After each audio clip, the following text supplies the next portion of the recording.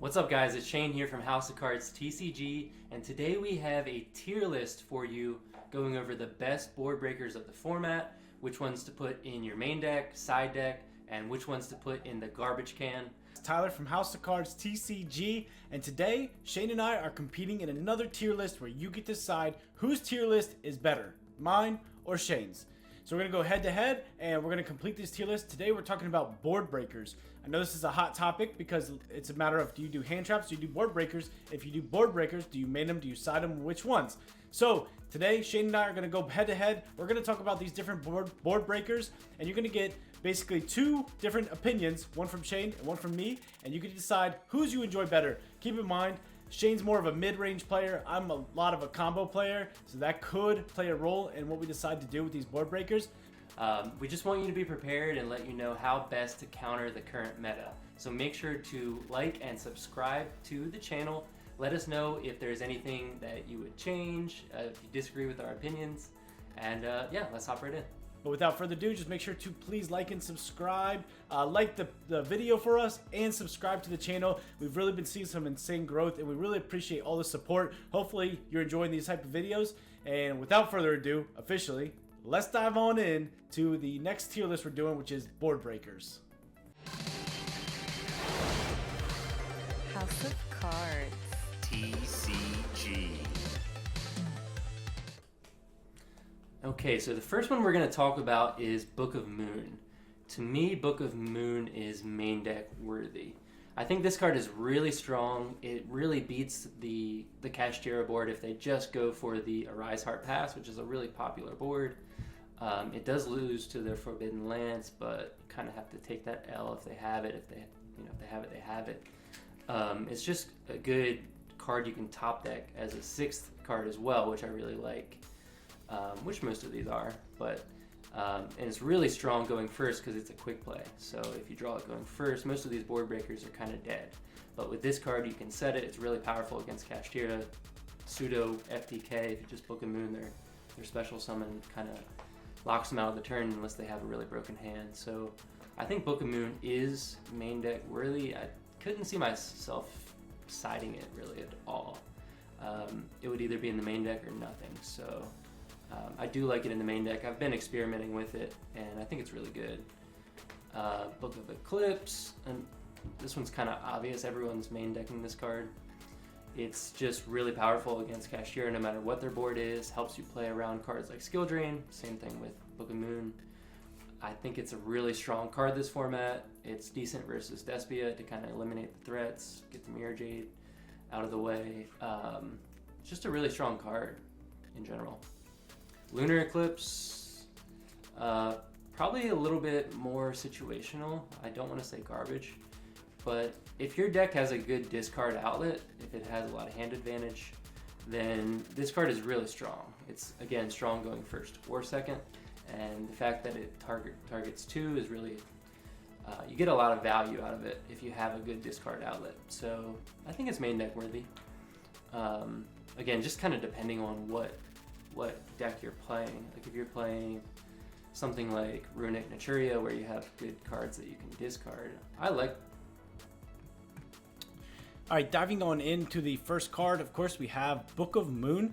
So Book of Moon is a really good card going first or second. You get to dodge things like Imperm, but we are talking about board breakers. Now keep in mind that Book of Moon does play a role because Kashtira players are only summoning their one monster. But also, when it comes to utility of which book to play, and we're talking about board breakers here, I do say that Book of Moon is situational, and the reason why is because obviously they have preparations where they could just bring out another Kashtira monster. So where one thing could be is that you could actually deal with the Arise Heart, and then they activate preparations, bring out another Kashtira monster, and you could use something like Book of Eclipse and book both those monsters, right? So that has a little bit more of a role. Of course, Book of Eclipse does have that downfall, which it can be ashed, as well as it kind of gets dodged by cards like Lance now, which has obviously become very popular since the YCS. And the other thing, too, is that with Lance, with Ash, and then if you don't clear the board, they get to draw infinite number of cards, which you know what that kind of does with card advantage in this game is actually insane. So I'm actually going to put Book of Eclipse in as situational because I think that there are better cards that you could be playing against Cashier than Book of Eclipse. And if you're limited on like 6 cards, you shouldn't be playing Book of Eclipse. But if you have like 15 side deck options to be able to go in and be able to play something like Book of Eclipse as like your 13th, 14th, 15th card, I think Book of Eclipse is really good. I just don't think it's actually that good of a card as people think that it is, because it gets dodged by so many different cards nowadays. So I'm going to put in Situational. Situational being that if you have that 13th, 14th, 15th spot in your deck post side, then you could go ahead and play this card. Lunar Eclipse, it's just, I mean, it's good if you have a card to discard and if you play a deck where discarding is really popular, but I can't even think of a deck where Lunar Eclipse actually comes in where you actually want to discard a card. So between the other two, Book of Moon and Book of Lunar Eclipse, Book of Eclipse and Book of Moon, I'm putting Lunar Eclipse in as the worst of the 3. I like Lunar Eclipse. Change of Heart. This card, to me, I'm going to put it in Situational, but with the caveat, I would main deck this card if I'm playing Triple Tactics Thrust. This is one of the best targets off Thrust. Just a really powerful broken 1-of spell. Deals with a lot of boards, helps you play into boards. I like it a lot. Mind Control, I think, is just a weaker Change of Heart. I don't want to say it's garbage. It's probably in the situational spot, leaning towards garbage. Not really a card I would consider. It'd have to be just certain decks, but to me, Mind Control just doesn't get there. Change of Heart. Change of Heart's still really good. It's definitely a good side deck thing. Obviously, if you open up Change of Heart, you get to take a monster. That's really good. The downfall with Mind Control is it's situational because it can't attack. That obviously can come into big when you're taking an XYZ monster. Now you can't attack with it, which means that you can't make Zeus. So that does play a role. So Change of Heart, obviously being searchable by Thrust, it's a 1-of for a reason. It's definitely a really good side deck card that you could play to break different boards. Cosmic, this is a side deck card for me. Really good versus Runic Naturia. Really flexible. There's a lot of back row going around, Trap Tricks. There's obviously Labyrinth. I think Cosmic is really strong. It plays around the Lord of the Heavenly Prison, plays around the destruction protection that Trap Tricks gets. And again, it's a card that's not horrible if you draw it going first, because you set it, you activate it in their turn during their end phase. You can chain it to like Cast Your Birth. That's really strong interaction. I think Cosmic is a really strong side deck card right now. Twin Twisters, for me, situational. Again, it would really have to be a deck that has a strong discard outlet. Reminds me of the days of playing Tier Element Ishizu, where, cool, I can discard a Nagito or a Kelbeck and make us both mill 5 off my Twin Twisters. You get insane value off of that. But now that that deck's not really, well, it's not playable at all. Now that there's not really a deck like that in the format that gains a lot of value off discarding, to me, it would be situational. Feather Duster is a side deck staple. Should be in every side deck. That card is insane. Not much to say about it. Lightning Storm, another side deck choice for me. I think Lightning Storm is really powerful, given the flexibility that you can also wipe out attack position monsters. You can search it off Thrust. You're probably going for Feather Duster, but Lightning Storm is a card I just want to see if I'm playing Trap Tricks or if I'm playing Labyrinth. There are ways to play around it. Like, it's not a perfect card, but the fact that if they set 5 and it could just be a blowout, they set 4, difficult to play around. I mean, they can do it in good hands. Like if they have Lord of the Heavenly Prison, obviously this card's not good. You might have to bait that out. But I like Lightning Storm. We get into some back row removal now, which we're talking about Cosmic, Twin, Harpy, and Lightning Storm. Back row removal has become very popular. We know for a while we weren't actually playing a lot of back row removal, maybe just one card. Now with the emergence of Labyrinth and the emergence of Trap Tricks being popular, people are starting to play more back row removal. So now we're going to talk about which back row removal should you be playing in this format. So the one thing that I'm going to start with is actually, we're going to start with the Banishers, right? So that's Cosmic Cyclone. And then of course we'll get into Evenly. But with Cosmic Cyclone, Cosmic's definitely a side deck option. The fact that it banishes makes this card really insane. I was a big fan of Twin Twisters last format, but now I'm really a big fan of Cosmics because now with the this was before Labyrinth was as popular as it is, but everything has protection for their set cards, or they play Heavenly Prison, or they play Judgment, which stops the Twin Twisters anyway, or the Lightning Storm. Or, I mean, Judgment can also stop Cosmic, but they're probably not going to, right? Unless you hit something important. But there's just built-in protection now. Even like the Trap Tricks cards have built-in protection. So with that being said, unfortunately, cards like Twin Twisters, I almost want to put it into garbage because it's just, I guess I could put it in Situation. This is a hard one. I'm going to put Twin Twisters in garbage. Harpies, and you want to play one in the side deck, mostly because it's searchable by Thrust. And then Lightning Storm is now going to be situational. I can't think of a deck where I actually want to play Lightning Storm against them. Because again, you think about it, everybody's summoning in defensive position. So that stops all monsters from being destroyed. Everybody puts up an Omni Negate, so you have to keep that in mind. And then the back row is always protected. So Lightning Storm is a very situational card. I just don't think that you should be playing it in this format. There's a lot of better cards that you could be playing. But you could play a one-of if you want to search it and side it in off of Thrust, of course. Harpy is obviously just a card that you want to play, and then Cosmic, being able to banish cards, that's important, being able to banish them. That avoids the destruction protection that a lot of back row decks have. So Cosmic, really good on the side. Lightning Storm, not so good. Harpy being a one of, you obviously want to play that. Regeki, really situational. I don't like it. I wouldn't play it this format. It can be good against like the Arise Our Passports. If they don't have the Forbidden Lance, it's like okay, not horrible. Just too situational for me. Dark Hole, same kind of thing. This one has, it's weird to put it here, but I'd probably put it a little bit ahead of Regeki, because if they like give you an Ibly, you can out the Ibly. You can clear your own board if you're playing Kashtira, which can actually help you if they Book of Moon one of your cards, and you need to have a clear field to summon one of your Kashtiras. This could actually facilitate that. So I think that's a good interaction. Yeah, Dark Hole's decent, situational. Pankratops, garbage right now. It is a level 7, you can summon it off birth, but it just doesn't do a lot. It's just a worse Fenrir to me. I'm just not really a card I would consider. It's weird putting it in garbage because this card has been like a side deck staple forever, like since I've been playing the game. And yeah, it's just kind of underwhelming right now. Raigeki is just, I mean, I know that there's a lot of clips of this card actually doing work and taking care of boards, but it's just not good. I mean, I think it's better than Lightning Storm, to be honest with you.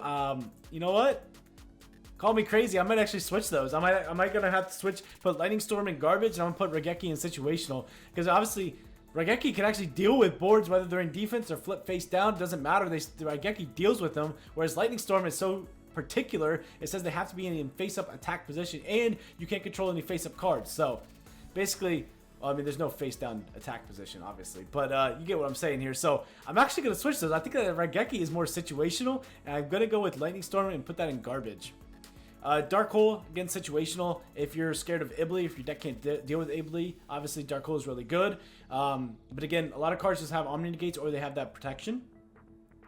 P.u.n.k, unfortunately, is just not good. I wish P.u.n.k was better, but again, there's just always a lot of protection.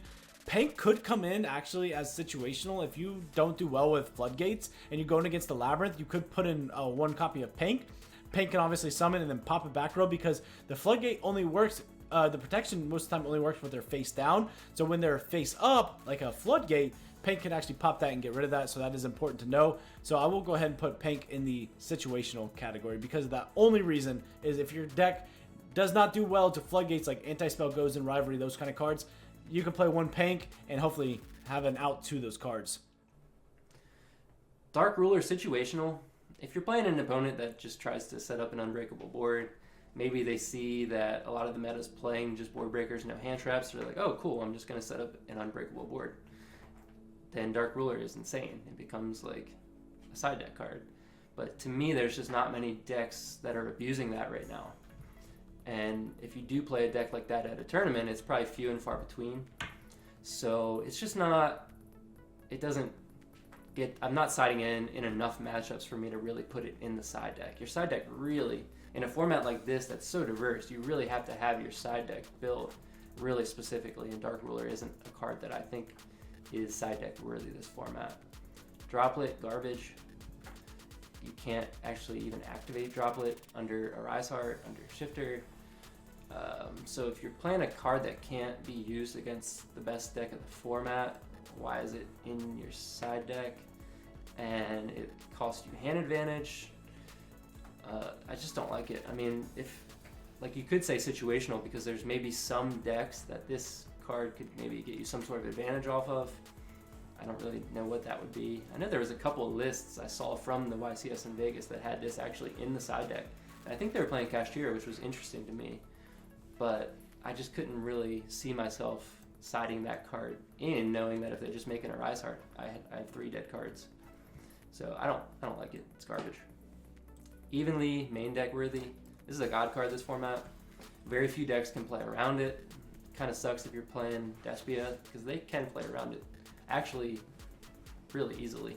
Most people are main decking the Expulsion now, so you just let them go to battle phase and then give them a monster, and then the Evenly's dead. Or, you know, a lot of times when I'm playing Despia, I'm giving them the monster in the draw phase because I'm going for the Gimmick Puppet in the main deck. So if I go first, I'm gonna make this a dead card in your hand deck. Evenly is also tough against Despia if they go for the ad-lib because they can super easily play around this. They just let it, they chain Brandon in red, use the ad-lib, fuse away the Mirror Jade, and then make, could be probably a Guardian Chimera in that instance, or something like a Masquerade that applies pressure, and then they can just bring back the Mirror Jade. So you lost your battle phase, and you still have to deal with a live Mirror Jade. To me, like, that is just not really a card that I would want against the Despia matchup. Just being that it's pretty easy to play around. Now Kashtira, this card's good against Kashtira. It's good against, obviously, Labyrinth, Trap Tricks. The only thing, like if they go for an Ibly, then you're locked out of this.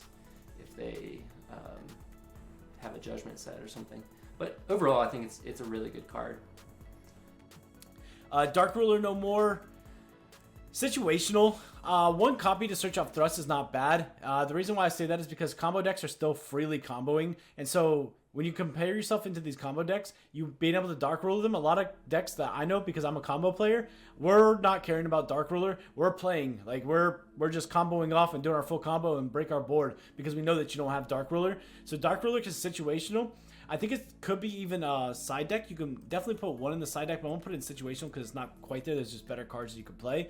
But 1 copy in the side deck is not bad because if you let that combo player go off and then you go ahead and Dark Ruler them, a lot of times you can ruin their day. I wish Droplet was better. Droplet's just not good right now. Droplet's such a broken card. They're kind of cheap right now too, so you should get your copies if you can. But Droplet is just, unfortunately, it's just not good. It's so good in every other matchup against Kashtira and decks that banish because you can't do anything. If they side Shifter and gets you can't even activate this because you can't send to the graveyard. So unfortunately, Shifter or Forbidden Droplet, I wish it was better. I think this card is still insane. And now, of course, in certain decks, this card can still be in the side deck. Like ABC puts up a lot of bodies and naturally brings out a lot of bodies. So you can play cards like Droplet and ABC in the side and bring it in because your opponent, you can set it, and your opponent, you bring out your 3 pieces or whatever, and then you activate Droplet and just negate a whole board when they go into their damage step or whatever. You know, it's just crazy. So, of course, it's there, but it's just not a good card in general. Evenly is definitely a side deck option. It goes along with Cosmic, where it deals with a lot of the Backrow decks. Of course, you can't help if you get hit by Judgment, but cards like Trap Tricks, you crush them if you evenly them. Even Despia, I know Shane may have said something about they play around it or whatever, but Evenly's still good against Despia. It forces a lot of things out of them. You do have to give up your battle phase, but here's the thing about Evenly that I want people to realize. When you activate Evenly Match, you don't need to like destroy your opponent. Then set up your board, really like lock them down, have a good board presence, and just be able to control the game state. Evenly is a really control card that you want to be able to control the game state from there on out. Put up your Omni Negates, break their board, and just deal with them. So Evenly is an insane card. If you're putting in, cards like, Book of Eclipse and other cards like Lightning Storm, Twin Twisters, just play Evenly. Evenly does the job of Lightning Storm and Twin Twister for sure. So you can just do that. Kaijus to me are between main deck and side deck. They have really good uses against, like I said, the Kashtira board where it's just Arise Heart Pass. this card is a god card versus that. So, I mean, if more people move to that, if they don't go for the lock combo, this card's like actually okay versus the lock combo because you're going to clear up a couple of your zones at least. So it's not horrible. It's just bad against Despia. It's not great against... I've seen some people saying it's good against Labyrinth. Not really. Like, you cost them one monster. Like, that's not the way they're beating you anyway. So, I mean, if they have another one set, like a welcome or a big welcome, they're still cooking you. Like, the deck just gains so much advantage. I don't like it versus Labyrinth. It's not like a card I'd be like thrilled to side in versus Labyrinth. And bad against Despia. I mean, what are you gonna knock their Mirror Jade and then they just wipe your board at end phase? So it's a side deck card for me. Like, if you play Small World, I could see main deck moving one, just because it's searchable. Kurakara Situational, it's okay. It got a lot of hype, like the beginning of the format, like before the cards even came out, people were testing this card a lot.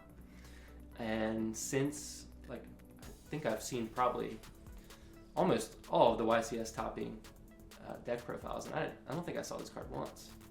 And if I did, it was like few and far between. It's okay. The problem is you have to bait out something to get this, and like at that point you're just down a few cards against a board that probably has a lot of follow-up. So it's put you in a weird spot. It's pretty good. Like, I'm not gonna say it's garbage. It's definitely a situational card for me. Probably like near the top of situational. Like, put it there. Lava Golem is main deck worthy. If your deck doesn't need a normal summon, Lava Golem's crazy. If I'm playing Labyrinth, I'll jump ahead. I'm gonna be main decking one of these two. Probably the Sphere mode, just because I've seen so many greedy Kashtira players and they're putting up a board that is just super weak to this.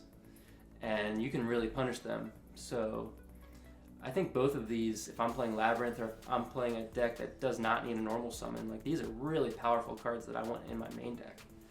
They don't have, like, yeah, it's bad versus Labyrinth, but I mean, what can you do? It's good against Trap Tricks, so I mean, you have coverage there. All right, next up is we have some board breakers, which are like Kaijus, Kirikara, and Lava Golem in Sphere mode. So these are obviously big cards that are being played right now. Kaiju, I think, is main deck worthy. If you can play one Kaiju, Kaijus are insane, especially if you can search it out, Pot of Prosperity, dig for 6, and grab it. Playing one Kaiju will not hurt your deck, and you'll actually be thankful that you have a Kaiju in there. Kurikara is definitely side deck worthy. Kurikara is going to see a lot of popularity going forward. A lot of these decks aren't prepared for Kurikari. I'll give you an example. I played against a Trap Tricks player, and he activated his, he did his Sarah effect, he did his Rafflesia effect, he did the other rank 4 effect, which then banishes a card that is equipped, and then he activated another effect I can't even remember, and I was able to Kurikari him and summon a 6,000 attack beater monster, and then I brought out a 2,000 attack monster and won for game. So Kurikara is insane. Definitely side deck it, especially if you can search it with cards like Small World, which I'm be able to do it in my plant deck. Kurikara is insane, so definitely be prepared and know that Kurikara is going to be played more, especially as we go into the YCS Philadelphia. Lava Golem, obviously, if you can main deck Lava Golem, you should definitely main deck Lava Golem. This card is insane. You're able to swing and take out 2 monsters with 1 shot, and only drawback is you can't normal summon. So just Lava Golem, obviously a broken card. Sphere mode, I think, should be side decked because a lot of people are playing around Sphere mode. Not every deck is putting up 3 interruptions where you have to actually Sphere mode 3 monsters. Also keep in mind that if you're playing a deck that plays a lot of hand traps, your job is to stop them from comboing. So you shouldn't play Sphere mode in a deck where you play hand traps, because the hand traps want to stop the opponent, so then you're preventing them from actually going full combo, which is what you want to hit them with Sphere mode with, which is wiping 3 monsters off the board. So keep that in mind with the Sphere mode, and I think that is side deck worthy. I do not think that it's main deck worthy. I don't think enough decks are actually putting up 3+ monsters where you actually want to main deck this card. And you obviously don't want a dead card in hand. So whereas Lava Golem's only 2, I could definitely see application to main deck that. Sphere mode, I think, is only a side deck option. Super Poly is a main deck card for me if I'm playing Despia. There's not many decks that like can really super benefit off this like Despia can, but it's just so flexible in Despia. The way that you can use it to dodge like targeting effects like Imper and Fenrir. The fact that you cannot respond to this card is crazy. And you can fuse away boards. It's good versus Kashtira, it's good versus Despia, it's good versus Trap Tricks. Pretty much most boards are weak to this card. So if you have room in your main deck, which is often the problem in Despia, and then you also have to have room in your side deck to play Mudragon or Starving Venom or both, because you're already probably playing Garura to send off the Grand Gunal. So I like it. I think it's main deck worthy in Despia. Not really another deck I can think of top of my head that would really main deck it, but in Despia I can't bring myself to cut it. Tactics, I would main deck if it's the same category as Change of Heart. Like, I'd play one copy if I'm playing Thrust. Otherwise, I just don't think it does enough. I mean, if you're playing Cashier and they go for the Lock 5, you can't even activate it. So, in that circumstance, I think it's just probably not worth it. But if I could search it off Thrust, then I can gain a lot of value having that flexibility. I'd want to have one copy in my deck. Ultimate Slayer's garbage. Can't activate it under Rise Heart. It's just, it requires you to have a really, really flexible extra deck, and a lot of the decks right now don't, to have like really good targets for this. I guess sure, if you're playing like Flanneries, you could consider it, but still, like, there's just better cards in my opinion that I would play. So Super Poly, of course, is Despia card. If you can play it, you should play it. Super Poly deals with a lot of boards, and you can't respond to it, so you just wipe your board. Especially if they're going first too, you set that card, and then the player starts comboing, and then they flip Super Poly and just wipe your board, and you just look at stunned, and you don't know what to do. So against Despia, if you're playing Despia, definitely main that. Talents is an interesting card. I think Talents is still insane. I think you should definitely main deck Talents. A lot of decks play into this, and it's a very hand trap format. So you're not going to go wrong with playing Talents with Ash being in everybody's deck, Nib being in a lot of people's deck. Going second, a lot of monsters are activating effects on the field, which is then further going to allow you to. I think that Talents for sure is still a main deck option. The card is still broken. Every time I resolve that card, I win. It's just being able to do so much, take opponents' monsters for extenders, it's just crazy. So Talents for sure, I don't need to say any more about that. Still a main deck worthy card. And then Ultimate Slayer, one day we'll see its application, but not right now, because in this format it's just not good. Playing against a deck that doesn't care about banishing, doesn't want to banish, it's great because you can't respond to this card either. But unfortunately, in order to activate this card, you have to send to the graveyard. And so with that, it's unfortunately garbage for now. It will have its day though. Yeah, that's all we have for today. Let us know what you think about this list versus Tyler's, and yeah. But this has been my tier list. I don't know what Shane's looks like. Maybe you can compare the two. Let us know below what you think. Whose you think is better. Please comment down below. We really want to know. It's a competition for him and I to decide on whose tier list you guys agree with better. And make sure to subscribe for us. And this has been Tyler with House of Cards TCG, signing out.